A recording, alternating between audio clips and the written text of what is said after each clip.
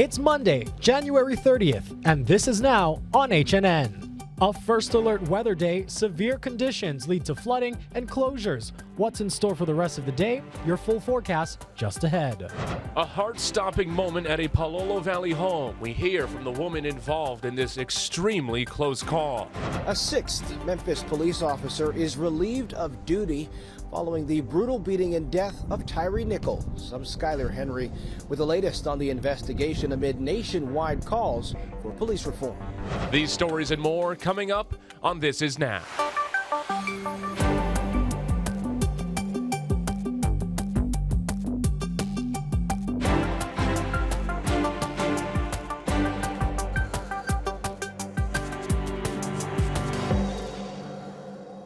Larson against Suey. It is Larson. He loses the ball. Rainbows have it. Lead pass to Whitlock. His shot. Good! Oh, how sweet it is! How sweet it is! Oh, yeah! Some of the most exciting moments in Hawaii sports history. We begin with breaking tragic news. The state is mourning the loss of a broadcasting icon. The voice of so many great Hawaii sports moments, the legendary Jim Leahy has died at 80 years old. His family announced his passing this morning, and Leahy leaves behind a remarkable legacy over a career that spanned decades. A remarkable run that started in TV and radio. He worked with KGMB and K5, and he was the voice of UH Athletics for over 40 years. Leahy was front and center for the program's biggest games. Leahy's family released this statement. Today we lost the patriarch of our family, a man known by his supreme talents for storytelling and unrelenting passion for Hawaii and the teams and athletes that represent it, and a lifelong love for the craft of sports broadcasting. Jim Leahy was also a loyal and loving husband, father, and grandfather who placed his family and his faith above all. He took tremendous pride in supplying the narration for some of the University of Hawaii's greatest athletic achievements and cherished seeing the community come together united to root for the home team. We thank everyone for their well wishes and support at this mournful time. As our dad would always say to close his broadcast, Ma'alama pono ke kahi I ke kahi. Mayor Rick Blangiardi, longtime friend of the Leahys, got emotional today when offering his condolences. I wrote to, Kanoa this morning. It's just with deep love and respect. I don't think I could feel anything more in the way of sorrow. I've known for some time that the hours were getting close, and so there's certain inevitability. But, Tony and Jim, his wife Tony, we've been friends for a long time. They were godparents to my second child. So all I could say is that, I've been missing Jim for some time since he got sick. And so this is a certain finality to his life with us, but I will never, ever forget him. I'll stop loving him. Because, like I said, we're much more than just friends. Mayor Blangiardi was Jim Leahy's longtime partner in the broadcasting booth. I mean, both the families very close. You heard there that Jim Leahy was the godfather of the mayor's son. And so, you just hear the connections there, and that speaks to the impact that Jim Leahy had on so many people across the state, across the Hawaii sports community. We're gathering reaction from around the sports world from those figures, much more on the passing of Jim Leahy on later editions of Hawaii News Now. Definitely a sad story to start today with. The other big story is a first alert weather day. There have been some dangerous conditions statewide, and a few moments ago I spoke with our Guy Hoggy for the latest on that.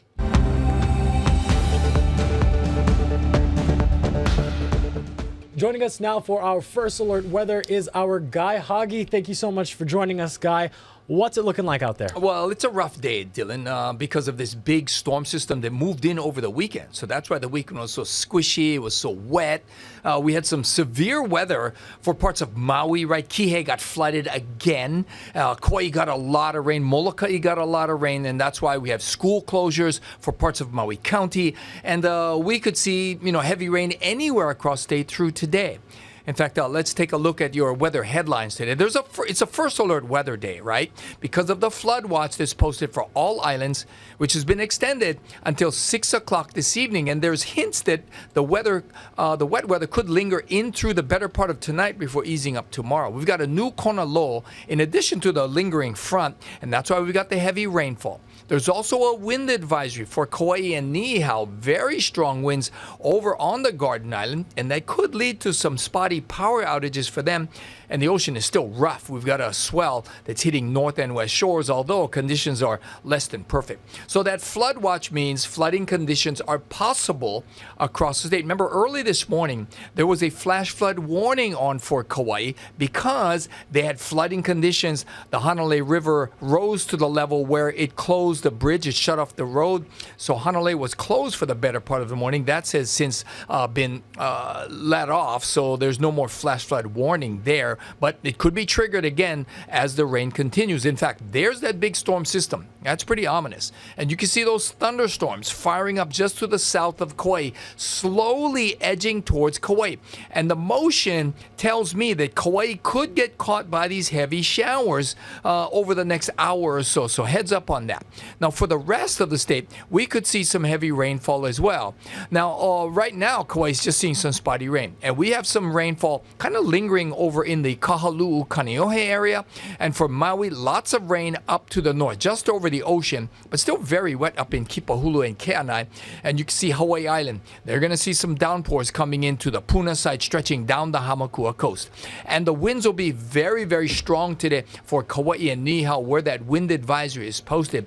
In fact, the National Weather Service is saying they could get winds upwards of 50 miles an hour today over on Kauai, and that could lead to spotty power outages. For the rest of the state, except for Kailua Kona, the winds will run pretty breezy at about 10 to 25 miles an hour with some stronger gusts.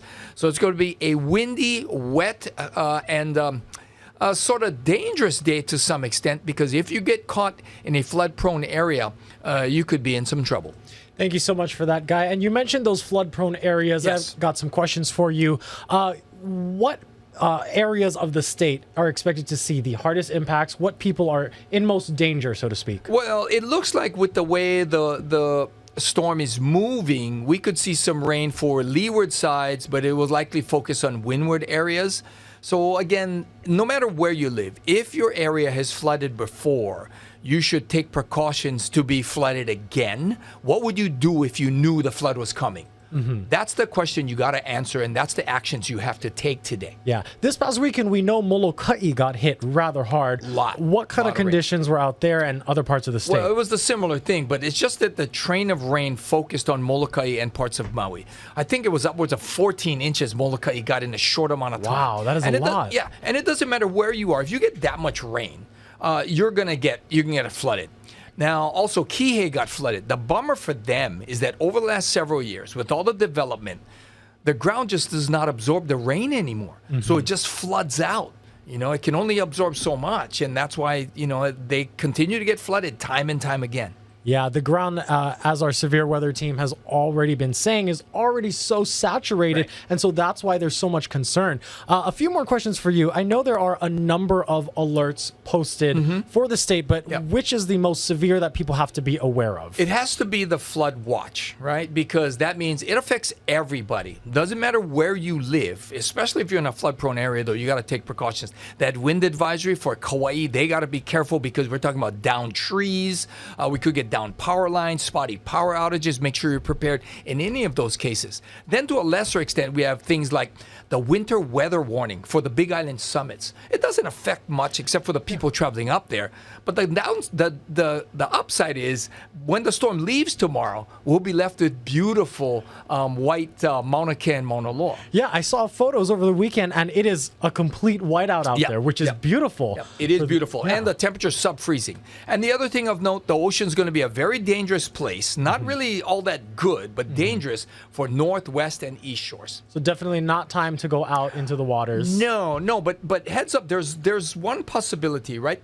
Today is the opening period for the Billabong Pro at Pipeline. They have put it off for this morning, and they might make another call later in the day to run the contest because there are not a whole lot of swells in the forecast period. So they could run it today, but again, these are the best people in the world, the best surfers in the world. So it's better left to them. And we also have to keep in mind brown water advisories are likely to be expected after this bout of severe weather passes, which leads me to my next question. How long is this expected to stick around? Well, the storm system itself, it looks like, according to the weather models, will linger around till about 9 o'clock tonight. So we're talking widespread showers statewide, then slowly lift off. You'll see a significant difference by tomorrow. But like you pointed out, the ground will still be saturated, and the brown water will be lingering around for at least a couple more days. Got it.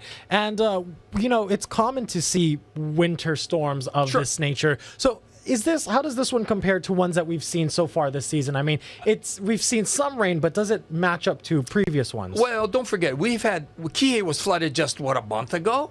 So it's similar to that. It's just that this one just stuck around a little while longer. You got two converging systems, one corner low and one upper level disturbance, and then a lingering front that passed by earlier in the week. And those two things combined together created this storm that dropped so much rain in some areas. But again, not everybody's going to get it. Some people got only light stuff, right? If you're in downtown Honolulu, you got a fraction of what happened, say, over on our windward side. Yeah, got it. Guy Hoggy from our First Alert Severe Weather team, thank you so much for joining us here. And be sure to download your HNN Weather and News app for the latest conditions in your neighborhood.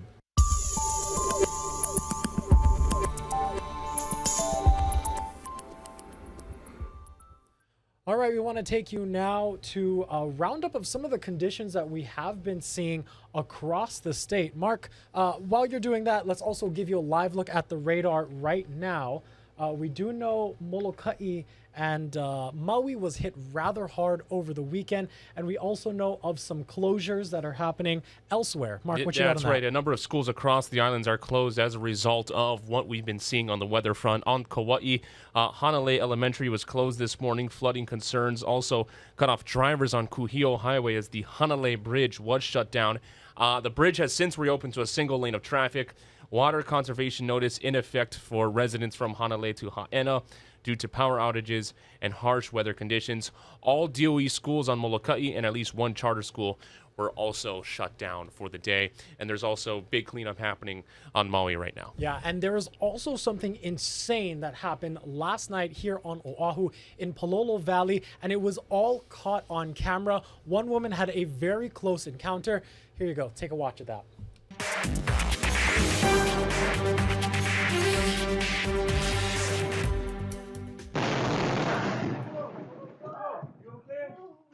Take a look at this heart-stopping video. A boulder crashed into a Palolo Valley home Sunday night, narrowly missing a woman inside. It happened around 11:45 p.m. at the home along Palolo Avenue. The fire department said the boulder measured about 5 feet in height and width. Now, the boulder crashed through the home's cinder block wall, living room, and through another wall before finally coming to rest in a bedroom. One of the residents there was terrifyingly close to the path of the boulder when it came slamming through. I heard the loud boom, and apparently the boulder passed right in front of me, which I didn't know. I didn't see it. All I heard was the boom, and then somebody asking me if I was okay. A car was also damaged during this. Now, the good news is none of the 4 people inside the home were injured. The Sasaki family told Hawaii News Now they just moved into this home just this month. It's unclear what caused the boulder to roll down or if the stormy conditions played any factor. Over on Maui, cleanup is underway in some hard-hit areas, and much of the island just hammered with heavy rain and flooding, especially out in Kihei. County officials closed down a number of major beach parks, including Baldwin, and crews are trying to clear as much downed trees on roadways while conditions subside.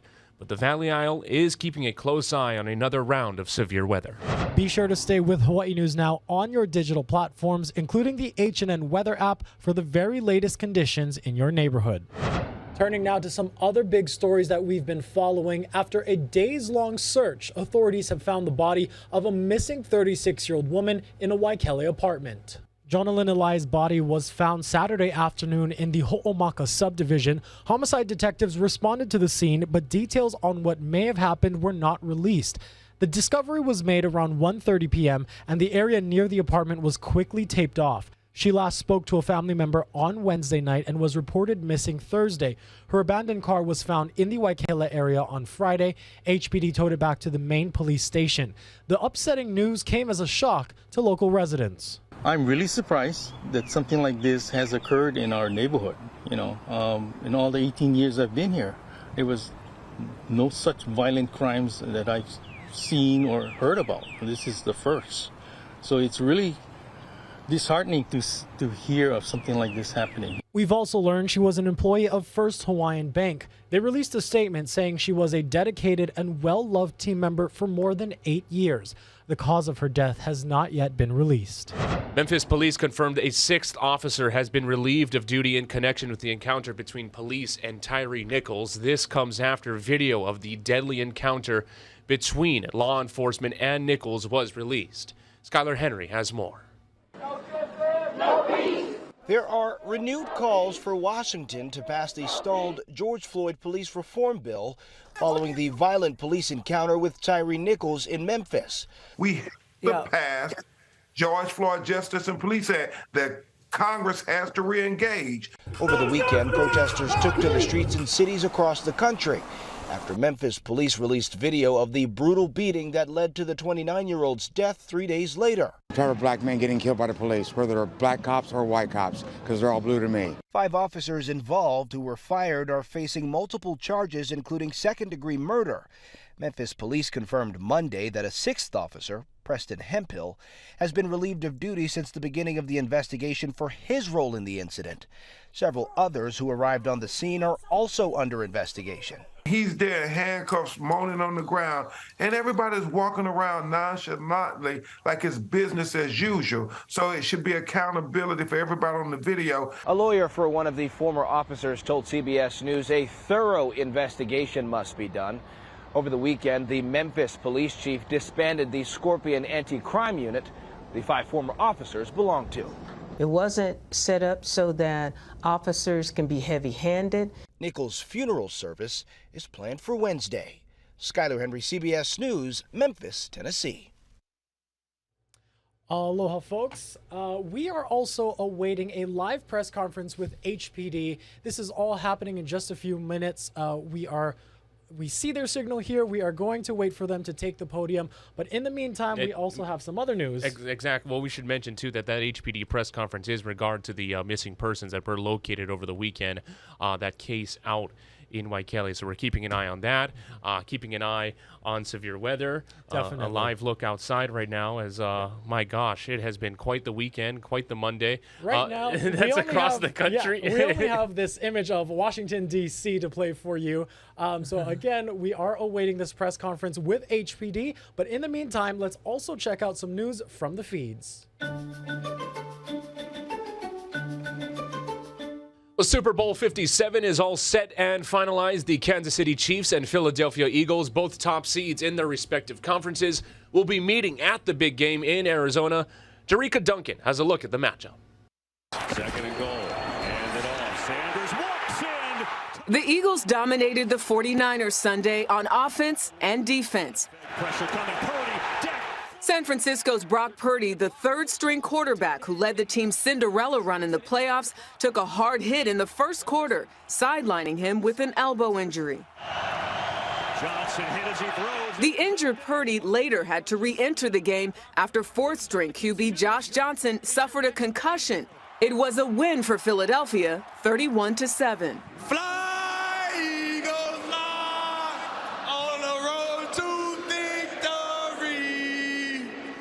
Eagles quarterback Jalen Hurts led a packed Lincoln Financial Field and singing the team's fight song. And watch those Eagles fly. And elated Philly fans took to the streets to celebrate, managing to climb poles law enforcement had greased as a deterrent. Is it there? In Kansas City, Chiefs quarterback Patrick Mahomes visibly fought through a high ankle sprain suffered in last week's divisional game as he led the team to a nail-biting victory. And a flag's coming in to put him 15 yards closer. Tied with just seconds to go, a late hit penalty against the Bengals defense moved the Chiefs into field goal range for the game-winning kick. Final score, 23-20. Our Nate Burleson was there with CBS Sports to see it all unfold. Here's what he had to say about the Chiefs-Eagles Super Bowl matchup. It will be the best air game that we have seen in quite some time with the Kansas City Chiefs and the Philadelphia Eagles, who can control the game by controlling the ground. It'll be the Chiefs' third Super Bowl appearance in the last 4 years, all under head coach Andy Reid, who coached the Eagles for more than a decade before joining Kansas City in 2013. I can't wait till Kansas City and Philly clash. It's gonna be awesome, man. Sharika Duncan, CBS News, New York. Oh, Andy Reid summed it up best. It is going to be awesome. What a championship Sunday that we had. Starting with that NFC game, San Francisco has just been on a remarkable run with what they've been able to do with Brock Purdy. It generally seemed down the stretch that the Eagles were the only team that was going to give them a hard time. And, I mean, as we saw that, I mean, that's why it shows it's so important to have the #1 seed for both Philly and Kansas City. You get to have that championship game in your home place with the crowd behind you, all the momentum and the energy behind it, and just looking ahead to the Super Bowl, it's going to be something else. I mean, to have what Philly's been able to do on both sides of the ball in Kansas City, everything centers on Mahomes, 2 weeks to get healthy. What a showdown. You know, Mark, you are the football fan. I, however, need to brush up. I want to take you folks live now to HPD. They are starting that press conference. Let's listen in. 2003 at approximately 8:30 hours, both Frank Camaro and Jonathan Eli were reported missing. Later that day at approximately 15:30 hours, Camaro was located at the Alamoana Hotel. He was found deceased in the hotel room with self-inflicted gunshot. With a self-inflicted gunshot wound. The gun was recovered from the hotel room at that time. The investigation continued as we researched for Jonalyn and her vehicle, a 2013 brown Nissan Altima. On Friday, January 27th at approximately 11:30 hours, we located her vehicle fronting a residence on Navele Street in Waikele. We continued our investigation, and on Saturday, January 29th at approximately 1200 hours, Jonalyn was discovered deceased in a bathtub of an apartment at the Waikele complex. Her wrists were bound by zip ties, but due to the decomposition of her body, an obvious cause of death could not be determined, which is why the case remained unattended at that time. Today at approximately 0830 hours, an autopsy was conducted, and the cause of death was likely strangulation, and the manner of death is homicide. At this time, we have reclassified the missing person case to a murder in the second degree. Frank and Jonalyn knew each other. On Thursday, January 26th at approximately 1930 hours, Frank and Jonalyn were supposed to meet. They drove to White Plains Beach to discuss things in his vehicle. They returned to the Waikele area at approximately 2200 hours and went to the unit where she was later discovered. While in the unit, there was an altercation. Frank was able to gain control over her and strangled her. He then left and drove to the Alamoana Hotel area where he was later discovered. During the investigation, we requested assistance from numerous divisions within the Honolulu Police Department, the FBI CAS team, State Farm Insurance, and the public. I want to thank everyone for their assistance. The cooperative efforts from everyone involved helped us locate both Frank and Jonathan. That's all I have right now. Lieutenant, we're told it's possibly... And that was a live news conference with HPD, of course, on that missing persons case. We are running out of time here, but our web team is working to recap those information, those details, and we will get it on our website. And we will also be covering more on this in our extended stream. Thank you so much for joining us here today on This Is Now.